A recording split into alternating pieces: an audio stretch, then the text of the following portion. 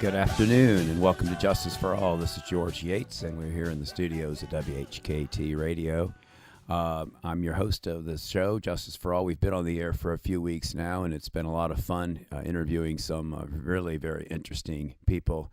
And each week what we try to do is focus on a topic of interest to our listeners that would be of many national issues that involve the law. I'm a former prosecutor and now a trial lawyer, and so I bring a legal view to many things, but I can't pick up the newspaper without seeing something that has to do with the law one way or the other. You heard the news at the top of the hour. It was terrorists, more news about terrorists. Yesterday, an American, actually a suicide bomber in Syria. And we're hearing about many Americans going overseas to fight and join the jihad. How many of those Americans are going to come back home and provide security threats to us here at home? The whole issue of terrorism is in the news every minute, it seems. President Obama addressed the cadets at West Point this week and mentioned that terrorism and counterterrorism efforts would be the main focus of our military going forward in the near future. And he pledged $5 billion more for anti-terrorism, counterterrorism efforts. And some of the comments made regarding the Syrian bomber, there's no way of knowing really who, or at any time, some of these people might actually wage war against the United States. So it's the issue of the day. And I'm really proud today to have a guest here who is an expert in this area, in terrorism and counterterrorism. His name is Chris Simmons, and he is a decorated 4-time war veteran and internationally renowned authority on espionage and counterterrorism issues. He's a VMI graduate, in 1982, was in the 82nd Airborne in the Army, and not long after he was in the service, he switched over into the intelligence area, and he over the years of his career became known as a spy catcher. He caught so many spies that he became known as the puppet master. And Chris is on the phone here with us today. We can talk a little bit more to him and get some of his personal history from him directly. But the issue that we're going to ask him is many today. Issues are many. He, in recent years, has developed his behavioral skills that he used in catching spies and terrorists and interrogating terrorists. And so he's now become a behavioral expert. We're going to talk about some of those things that he's learned along the way. You there, Chris? I am here. Okay. I'm not sure I can hear you real well. Speak up a little bit on that phone, okay? Okay. Listen, I'm not even sure where to start with a guest of your many experiences and skills. I guess the first thing I want to ask you is, in the news today, what are your thoughts about the most recent bombings in Syria and how they affect our national security going forward? I would argue that they really don't affect our national security in the big picture. It's easy to be concerned about the small number of Americans that are volunteering to become suicide bombers and terrorists. But the reality is they're low-level fighters. They believe in a cause or for whatever reason, but they don't have the credentials to be a serious threat.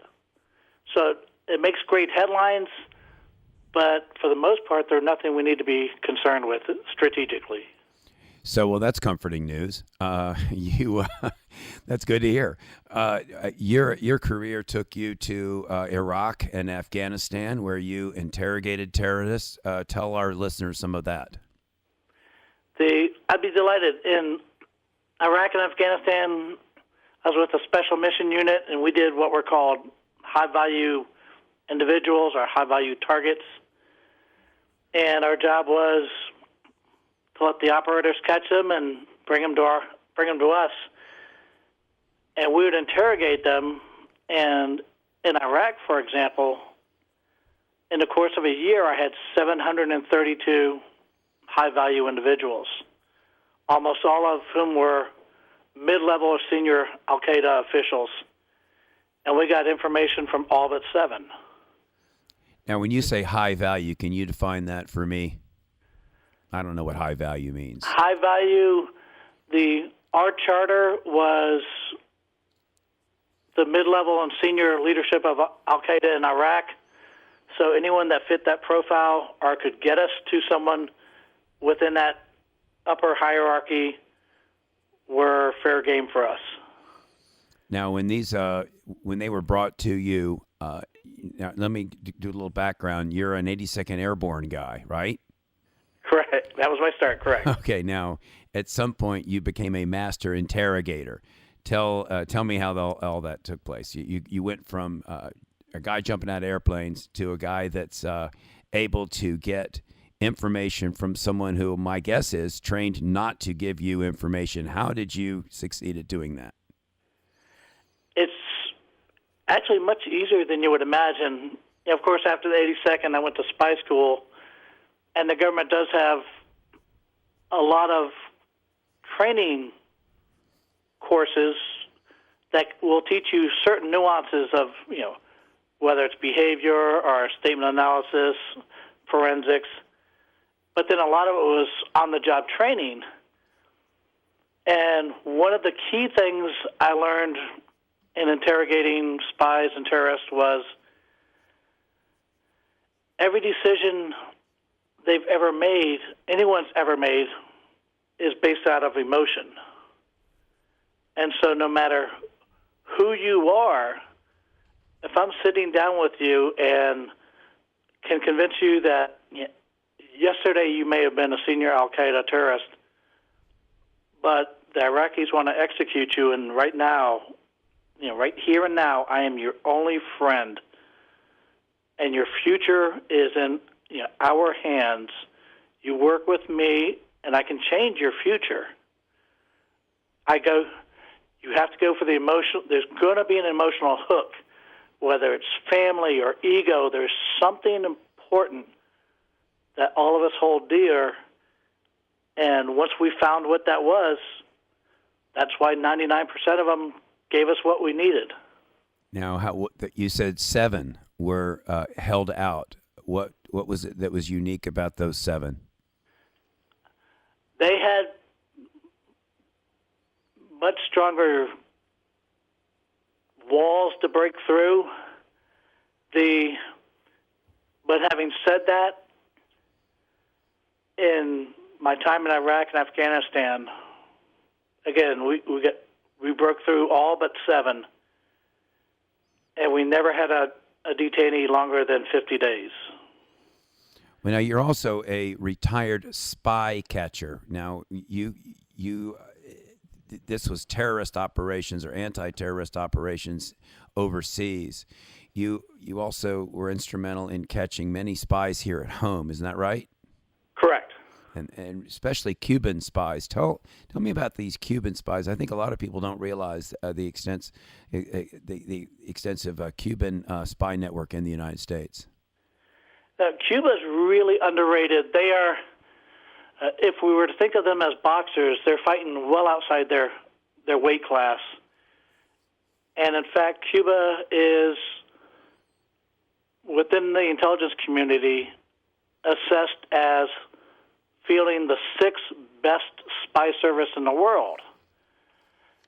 And, ranked number 6, as you're speaking about a country where the average salary is $20 a month. And yet they're able to field the 6th best in the world. And this is, and bear in mind that during the Cold War, they were ranked 4th. So they have an impressive service. What makes them so dangerous is that Cuba is what we call an intelligence trafficker. Cuba's only foreign enemy is the United States. And what it realizes, because of its assets and its own version of NSA, that it can steal U.S. secrets on a scale that no one else can reach. And as bankrupt as they are economically, U.S. secrets bring in a lot of money. And from what I've learned from defectors and emigres, the sale or barter of U.S. secrets is now one of the major sources of foreign revenue for the Cuban government. What's the number one spy agency? China? China, absolutely. China fields about 2 million personnel total. How many are in the United States today, would you estimate? Probably upwards of 100,000. Now, spying these days, a lot of it is cyber spying, isn't it? And hacking and so on? It is, but you're never going to replace the person who's on the inside. Because when you're hacking and doing any type of cyber attacks, that's reactive. Whereas if you have someone that's a penetration, you will have not only foreknowledge, if you've got a really well-placed agent. What we've seen historically is Cuba and Russia and other countries have had agents so well-placed, so deep in our government, that their agents were making U.S. policy. Well, of course, we spy on other countries too, right? So everybody spies on everybody else, is fair to say. It is actually, statistically, most nations of the world have one or more foreign services, and yes, they're spying on, I don't want to say they're enemies, but they're spying on nations for national security reasons. And an example that comes to mind is the Vatican fields the longest continuously running spy service in the world. The Vatican. The Vatican, its spy service is over 600 years old. Now, why would they be? And the reason it has a spy service is the Catholic Charities distribute over $1 billion a year throughout the world. And so the Pope and the bishops want to make sure before they start sending tens of millions of dollars of relief into whatever country, they want answers to questions like, what's the level of corruption? Does it have the logistical infrastructure to get these supplies to the people that need it? So in that instance, the church is protecting its own investments. That's fascinating.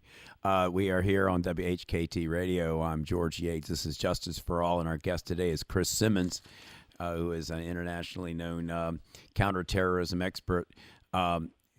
Recently, I see that Edward Snowden was in the news.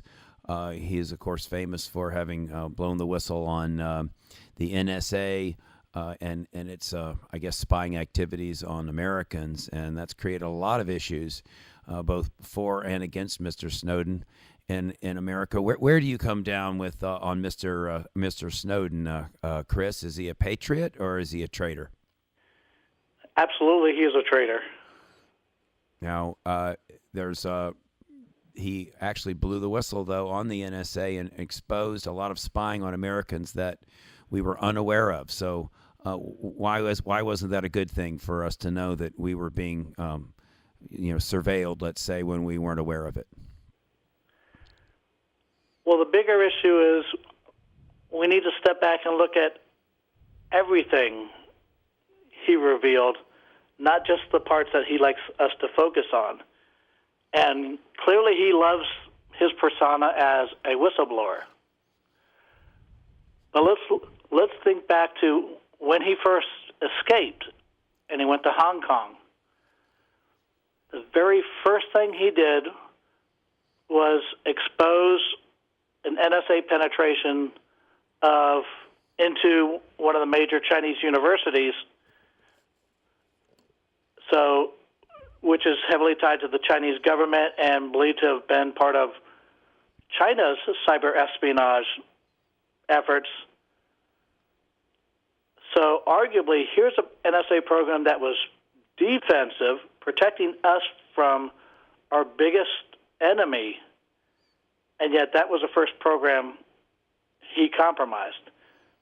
That's not whistleblowing. And then he subsequently, as you recall, he exposed our operations against Germany, against France, European Union.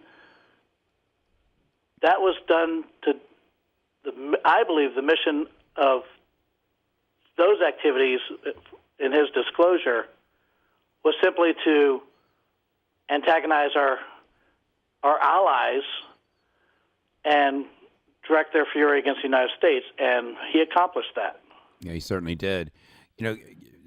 Getting back to some of your interrogation techniques. Well, first of all, I guess one question that I had when I was coming into the studio this morning, and I didn't know the answer to it, because the most famous, I guess, counter-terrorist operation of the last 10 years is the hunt for Osama bin Laden, and there have been movies about it and lots of articles written. Were you involved in any of that sort of, I guess a lot of that was interrogation that you may have been a part of? It involved a lot of people over a lot of years to get us to where he was. We had known, I was in Afghanistan in 2005, and we knew then that it was almost a certainty that he was in a certain geographic region of Pakistan. But the challenge was always the frontier area of Pakistan is very hostile in terms of getting agents on the ground. And consequently, it took a long time to break through the tribal areas and get the information we needed. What is the role of torture in interrogation, as far as you're concerned? As far as I'm concerned, there is no role for torture in any interrogation. Did you ever use it, or did you ever see anybody using it? I never used it. I was aware of its use, and every time I was aware, it was reported, and people were duly prosecuted for war crimes. And it's not just on one hand standpoint, professionally, it's a war crime. Professionally, as an interrogator, torture is for amateurs. Because the second you lay hands on someone you're trying to get information from, you have lost control of the interrogation. Interrogation is always about getting inside their head and getting them to come to you. And with enough time, everybody can be broken in an interrogation. You just need the right time. You have to have enough time. Well, exactly. And going back to our earlier point, we never had a prisoner longer than 50 days, and yet we broke all but 7. had I been allowed longer time, we would have had a perfect record. Now, your active duty years, when did you retire from the Army? In the summer of 2010. And you actually had left the Army and then come back again, right? Didn't you kind of retire and then go back into the military? I did 9.5 years active duty, became a civil servant with the Defense Intelligence Agency, and then after 9/11 was able to move back and forth between active duty Army service and the agency before I ultimately retired from both organizations. Well, you have a fascinating career. I guess now what you've done is sort of segued into a new career where you're combining the skills that you've learned over the years as a spy catcher and interrogator into a program you call Human Chess. What is Human Chess, and how does that relate to us out here in the real world? Oh, I call it Human Chess, a spy's guide to understanding and influencing others. And as you alluded to, Human Chess evolved based on what I learned from hunting down and getting information from bad people. And what occurred to me as I was retiring was that a lot of these skills I had used to manipulate people to do things that we wanted them to do could actually be recast so that people in their everyday lives could learn how to communicate better, and in communicating better, be more influential every day for the rest of your life. So let me get this straight. And I want to ask you some specific questions about this because, for instance, when you're talking with a terrorist suspect and you're interrogating and they lie to you, which I'm sure they do, you have learned, of course, how to spot these lies over time based upon what you've learned through behavioral analysis. And how do people lie, and how do you spot it? Actually, lying is very easy to spot. Again, if we slow down and pay attention, let's go to the Edward Snowden interview the other night. One of the first questions he was asked by his NBC counterpart was, "Are you working for the Russians?" Now, this is a yes or no question. And anytime you answer a yes or no question and have to, with more than one word, there's a red flag. They may not necessarily be lying, but something is going wrong. And when he was asked whether he was working for the Russians, his answer was, "I destroyed all the documents before I landed in Moscow."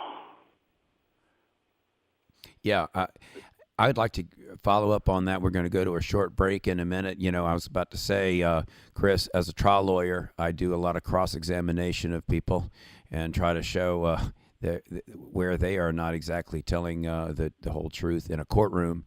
And I spot that all the time. That sort of, you call for a yes or no answer, and the next thing you know, they're explaining the answer before they even answer it. So I'd like to get back to some of those other those little clues to show deception, as well as some of the other things that you've learned studying human behavior over the last 30 years in your career. We're going to go to a short break here now. We're with Chris Simmons, and we'll be right back after this break.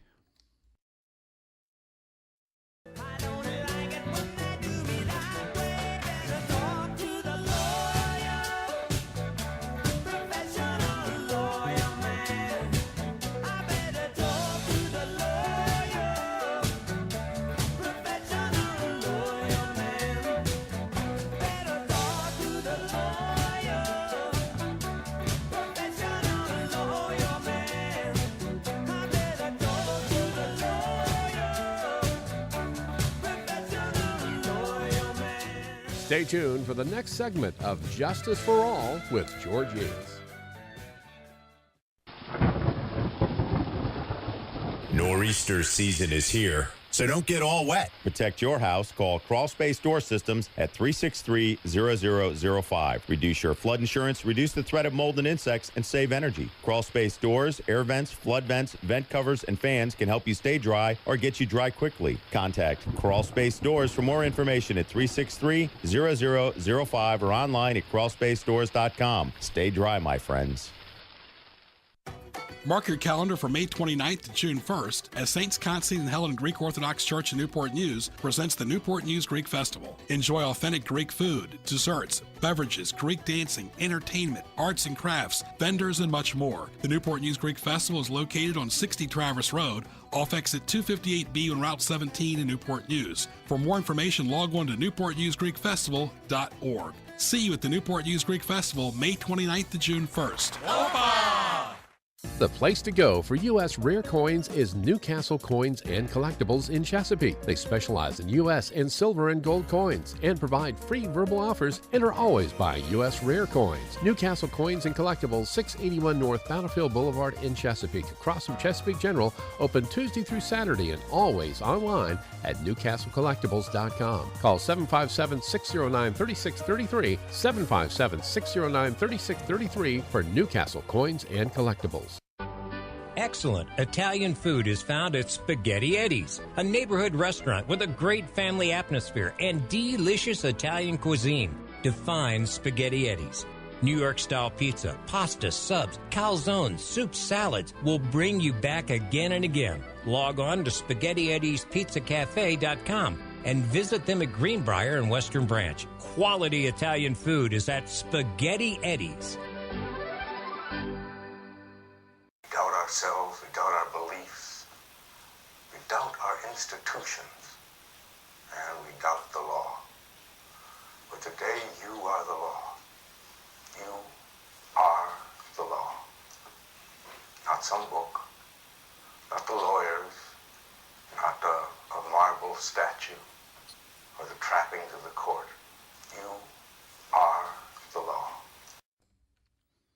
We are here on Justice for All. I'm George Yates, your host, with our guest spy catcher, Chris Simmons. I guess what I would like to know, probably just a question, what is the, I guess, most interesting spy story that you've had in your career that if you're sitting around and telling your most interesting story about either a spy you've caught or a particularly interesting interrogation of a terrorist? Chris? Probably the most interesting one of the most interesting was a terrorist we caught several years ago called Al-Kurdi. Now, he was just, in terms of media coverage, he was a blip on the radar. But in reality, he was, in my opinion, the best bomb maker in the history of the Middle East. But what made him so unique, when we talk about all the different emotions that drive people to cooperate, when he was captured, he told us immediately who he was, which is unusual for a terrorist. You know, the norm is they lie about who they are so that they can buy time for their friends to get away and slow the process down. And not only did he identify himself, he congratulated us for capturing the great Al-Kurdi. And we started interrogating him, and it immediately became clear to us that his whole motivation was he wanted his 15 minutes of fame. Because he knew the minute we turned him over to the Iraqis, he would be executed for war crimes. And before he died, he wanted us to know just how brilliant and diabolical he was. He took credit for bombings, dozens of bombings we had never associated him with. And he went out of his way to prove that he and only he could have been the mastermind. And he told us almost everything. There are a couple areas that he withheld, and he told us what they were and why he was doing it. But he could not have cooperated more fully before we turned him over to the Iraqis, and they did execute him. Now, he was a Taliban? He was hardcore Al-Qaeda. Al-Qaeda. And that was, like I said, it sounds illogical to capture someone that has been responsible for the death of hundreds, if not thousands, and expect them to cooperate. But again, emotionally, before he died, nothing was more important to him than that everybody know he was that good. And when emotion drives your decisions, that's the kind of behavior that results. And how many of the people you interrogated responded to that kind of motivation? He was one of the few that it was all about vanity. Others did it for love. There were cases where we had husbands and wives, and we would play one off the other, exploit their love for one another to protect the family, and that always worked magnificently. Fear of each other also worked amazingly well. In fact, it never failed. It's a phenomenon we called the prisoner's dilemma. And essentially, anytime we captured a group of Al-Qaeda soldiers, we would bring them all together, let them see each other, and tell them that the one or ones that cooperate first are going to get out, and everyone else is going to prison for the rest of their lives. And so we turned them on each other. And it was 100% effective for the entire year I was there. Because it went back to basic self-interest. And, again, just the emotional aspect of when it's all about your survival, it becomes almost primal in terms of these other terrorists, you know what they're like, you know they're going to betray you, and so their only interest was betraying them first. Have you ever been in danger yourself, personal danger, because of this activity? I would guess you have. You got any special stories about that? Well, I was in the middle of several interrogations where I was personally threatened by the individual, the terrorist we were interrogating, but it's never quite as impressive when they think that it's good posturing, but it's when you know they're never going to see the light of day as a free man, it's not quite as effective. But just I was more impressed with the risk our operators would go through. If we told them we had a lead on an individual, and he could bring in, if we caught him or her, that individual could bring in a whole string of people behind them, they would move heaven and earth to get us who we needed. What would you say is the most common misconception or myth about the war on terror that we have, or that people in the country might have? The biggest myth is that we're still fighting a war on terror. I would argue that the war on terror stopped at about 2005 and became a war on poverty. And I say that because, as we discussed earlier, when we went into Iraq and Afghanistan, in the early days, our focus was purely offensive. It was go after each and every member of the hierarchy of the Taliban and Al-Qaeda. And we did, and we decimated their organizational structure.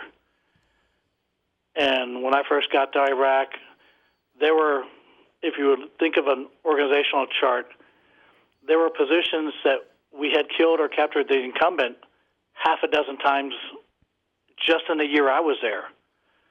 And so the quality of the replacements had already attrited down to very low levels. And so that would explain, like, now Al-Qaeda the Al-Qaeda force in Yemen, which is reportedly, according to our president, the most dangerous faction of Al-Qaeda that still exists. They have about 1,000 fighters, and they've been unable to attack the United States for over 3 years. And in fact, their last attack was mailing parcel bombs to a couple of synagogues in Chicago. So if this is the best they have anymore, it truly was militarily, it was mission accomplished years ago. Well, that's fascinating observation. I'm sure a lot of people would be surprised by that. You're saying that the war on terror is essentially over. It's now more a war on poverty, and that, and if I can go one step further, you're telling me that right now Al-Qaeda has been so decimated as a result of our activities against them all of these years that they are really unable to mount an attack against the United States. Is all those statements true? That is all true, and when I say that it's now a war on poverty, the only way Al-Qaeda has been able to get foot soldiers for the last decade, I should say the primary way, is to go send recruiting teams around the world to the most hopeless villages that you could ever imagine. And there's about 1 billion people right now living in absolute hopelessness, where you're literally a goat farmer because that's all your family has done since the dawn of time, and you will probably be dead by the time you're 35 from some childhood disease that we eradicated a century ago. And Al-Qaeda will come into these villages, and it is purely a jobs program. It is, you come fight with us, and we will drill a well here in your village. We will build a clinic, and we will have a doctor that travels through every second week. We will build a school, and we will provide the teachers. And we saw that a decade ago, and it works because what fundamentally happens is you take an 18-year-old with no hope of ever amounting to anything, and you tell them that if they come fight for you, the entire village will be better off. And if they die, that Al-Qaeda will take care of your family for the rest of their lives. Now, Al-Qaeda has fulfilled their promises. But now comes the tricky part of this. This worked really well in the early days, and that's when people talk about they're fighting us because they hate us. For the rank-and-file soldiers, they've never even read the Quran. They're doing it because it got them out of the village, and in the eyes of their fellow villagers, it made them immortal. That's a tragedy. What Al-Qaeda has found now is they can never go back to the same village twice. Because at this point, we have what we call unintended consequences. So imagine if you're in a village that was hopeless in 2004, you sent half a dozen of your sons off to war, and they built the school, they built a clinic, they dug a well.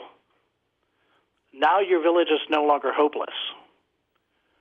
So when Al-Qaeda came back the second time, the villagers said, we're not going to send anyone. We have hope now. Thank you. So they've almost never been able to get a second course of volunteers.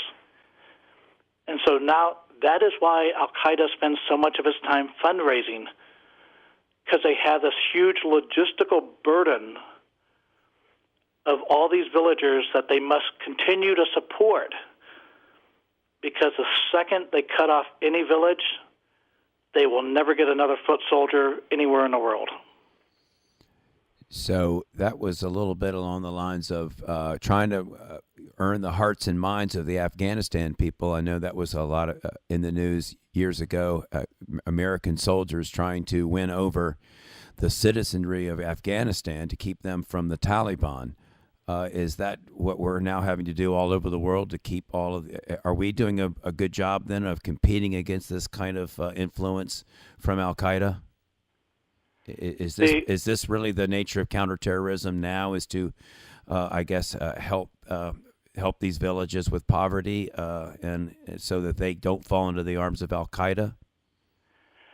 The best counterterrorism tactic for us right now is to go back and do it old school. And I would suggest a 3-part process.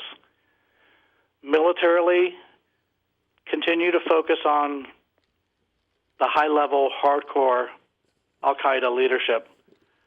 Because if you chop off the head of the snake will die. And that's, what's left of the leadership, as long as we continue to attrit it, they will never again be a credible threat. I mean, right now, since 9/11, when you look at all the Islamic fundamentalist attacks that have occurred in the United States, less than 30 Americans have been killed. And while that's a tragedy, let's put it in context. Appendicitis will kill more people this month, will kill more Americans this month than Al-Qaeda has in the last 10 years. Now, where do you see as the role of drones? I know that we've used drones in the past very frequently. I know the Obama administration has done that to go after terrorists. Do you see that? Do you approve of the drone program, and do you see that as being a part of the anti-terrorist program going forward? We did use drones a lot. Our protocol was you would never use a drone unless you had eyes on the target. Whether that meant another drone that was purely, camera-based, or someone on the ground, we always had eyes on target. What has happened since then, under the current administration, there has been drone use based purely on communications intercept, which is never a good thing, because we know 10 years ago that Al-Qaeda already knew that we were listening to their phones. And so they went to what we call burn phones. And a burn phone is simply, they buy cases of $10 phones. They use them for one day, and then they go give them to a random person on the street. And what that does is NSA, let's say NSA picks up a known Al-Qaeda terrorist today, they will track that phone forever, even though that terrorist will never use it again. And so imagine, if you will, 100 Al-Qaeda leaders getting a new phone every day at a cost of $10 a day for each of them. That's how you beat NSA, and that's how they've been doing it for a decade. We should never kill a target that we don't have eyes on the ground. And you're saying that we're not doing that now as much as we did before? In Yemen, most of the drone strikes in Yemen, we have no idea what the ground picture looks like. We're doing it solely based on intercept. And I would suggest to you that when your enemy knows you're listening, that's how you make more enemies than you do kill bad guys. Well, this is a fascinating subject. I know I have not, with all of the knowledge of spies and spy catching and terrorists and counter intelligence knowledge you have, I'd like to briefly, before the end of the show, talk a little bit more about your human chess, your behavioral. Is there anything about the something we haven't discussed that you want to talk about as far as counterterrorism? Something that maybe has come across your mind in the last few minutes that you haven't had a chance to speak about. Because what I wanted to ask you about is I'm fascinated by a couple of your comments that in your upcoming book. And I want to go into that a little bit. You do have a website. We are speaking with Chris Simmons. He's a lieutenant colonel in the United States Army, retired. He's a VMI graduate, former paratrooper with the 82nd Airborne, turned spy catcher and counter-terrorist expert. He is now he's now retired, and he has a website, humanchess.co. And if you go to humanchess.co, you get some information about it. He's got a couple of books coming out, right, Chris? Absolutely. I have a series of books on human chess, starting with the big picture, and then I'll follow up that with more details. And as counterparts, I have a series of books coming out which are true life spy stories. Yeah, I see. So I'll be alternating human chess with real spy stories.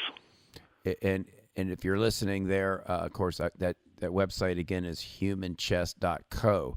And I've already talked with Chris. Hopefully, when these books are published, we'll have him back on the show and talk about them once we've got a chance to review them and read them. I've got a couple of questions about what's going to be in the Human Chess book. A couple of you make a comment that texts and emails are the worst communication possible that we can have with our friends, loved ones, business people, and so on, and that they actually damage our health, our relationships, and our careers. Now, this is obviously all these, for those out there, this information or this knowledge that Mr. Simmons has, or Colonel Simmons has, from his years of interrogations and understanding, I guess, how emotions play into communications. Is that where we run into problems because texts and emails do not contain emotion? That's exactly it. As humans, we over-communicate everything. And we do it by what I call the 3 V's. It's the visuals, the verbals, and the vocals.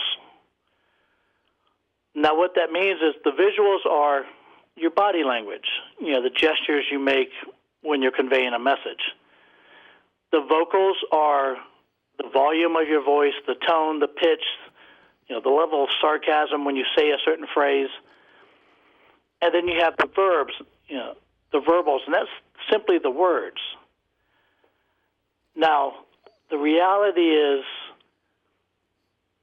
the majority of every message you will ever convey is delivered by the nonverbals. Generally, social scientists agree at least 60% of everything is the nonverbals. The more emotionally invested you are in a subject, it can go up to 100%. Generally, it's going to be 60 to 90% of your message being the nonverbals. So imagine when you strip out all of that context and you have just the verbals, what you've done is sabotaged your message. And let's say 80% of whatever message you're doing today is delivered nonverbally. You've taken away 80% of your ability to get that message through. And so when we rely on things like text and emails, it strips all that out. And by doing so, makes it confusing, makes it unclear. In fact, the only 2 positives to using text and emails are, A, they're permanent, and B, because people know they're permanent, they tend to be more honest in what's said. But what's the point of being honest if your message is not going to be understood?